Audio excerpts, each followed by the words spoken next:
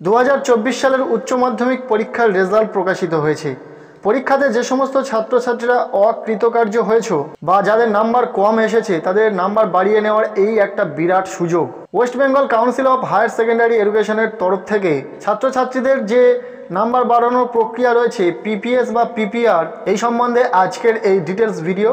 কারা পিপিআর করবে বা কারা পিপিএস করবে, নর্মাল পিপিআর বা পিপিএস কি, তৎকাল পিপিআর বা পিপিএস কি, এর পাশাপাশি কোনটাতে কত খরচ, সমস্তটাই কিন্তু এই ভিডিওতে বলে দেব এবং কবে কোনটা করতে হয় সেটাও তোমরা জানতে পারবে।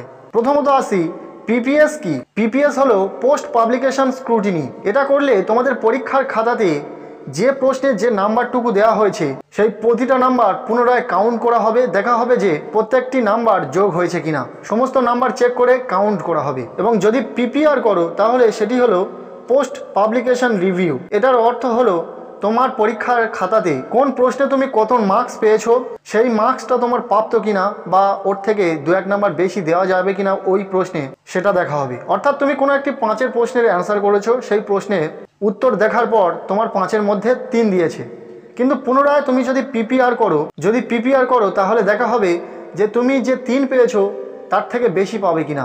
ঠিক এইভাবে প্রত্যেকটা প্রশ্নের উত্তর খুঁটিয়ে দেখা হবে এবং দেখা হবে যে তুমি নাম্বার বেশি পাচ্ছ কিনা। যদি নাম্বার বেশি পাও তাহলে নাম্বার বাড়বে। এরপর জেনে নেওয়া যাক নর্মাল পিপিএস বা পিপিআর কি, বা তৎকাল পিপিএস বা পিপিআর কি। দেখো, নর্মাল জিনিসটা সচরাচর প্রত্যেকটা বছর যেমন হয়ে আসছে, রেজাল্ট প্রকাশের 15 দিন পর্যন্ত সময় পাবে এই পিপিএস বা পিপিআর করার জন্য, নর্মাল পিপিএস বা পিপিআর করার জন্য, এবং তার রেজাল্ট প্রকাশিত হবে প্রায় 1 মাস পর, অর্থাৎ প্রায় জুন মাসের মাঝামাঝি সময়ে রেজাল্ট আসবে। আর যদি তৎকাল পিপিএস বা পিপিআর করো সেক্ষেত্রে এটা তারাই করবে যাদের রেজাল্ট আর্জেন্ট প্রয়োজন, অবশ্যই তোমার মার্কস বাড়বে এরকম ভাবনা চিন্তায় রয়েছে এবং রেজাল্ট খুব তাড়াতাড়ি প্রয়োজন, সেক্ষেত্রে এই তৎকাল পিপিএস বা পিপিআর, এক্ষেত্রে 1 সপ্তাহের মধ্যে তোমার রেজাল্ট প্রকাশিত হবে এবং খরচাটাও বেশি। নর্মাল পিপিএস বা পিপিআর করার সময় হচ্ছে 10 তারিখ তোমরা রেজাল্ট পাচ্ছ, তারপর থেকে 25/5/2024 তারিখ পর্যন্ত সময় পাচ্ছ।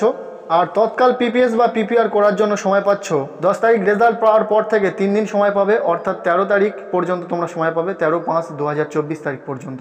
এরপর জেনে নেওয়া যাক যে কোনটাতে কত খরচ।